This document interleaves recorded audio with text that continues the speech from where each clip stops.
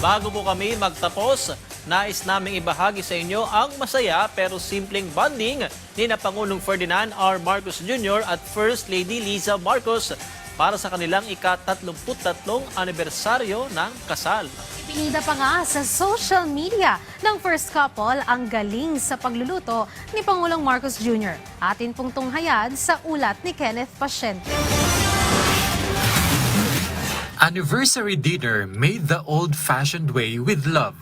Yan ang caption ni Pangulong Ferdinand R. Marcos Jr. sa video na kanyang ibinahagi sa social media kasabay ng ika-33 taong wedding anniversary nila ni First Lady Liza Marcos.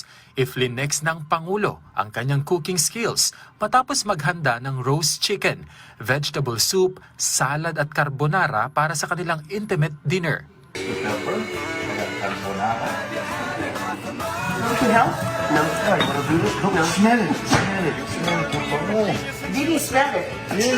See the difference? Sa hiwalay na post,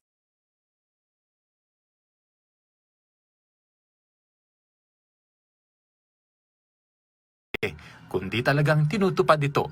Bago pa ang kanilang anniversary dinner, nagbigay na ng mensahe ang Pangulo sa First Lady at binigyang diin nito ang katatagan ng kanilang pagsasama sa loob ng mahigit 3 dekada.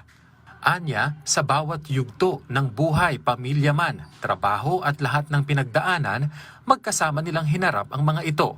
Tinawag din nito ang First Lady bilang kanyang constant, na matatag, marunong at laging nag-aalaga sa kanilang pamilya habang iniisip din ang kapakanan ng iba.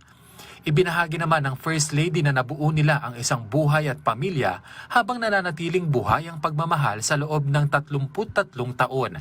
Tinawag nito ang kanilang pagsasama bilang 33 years strong.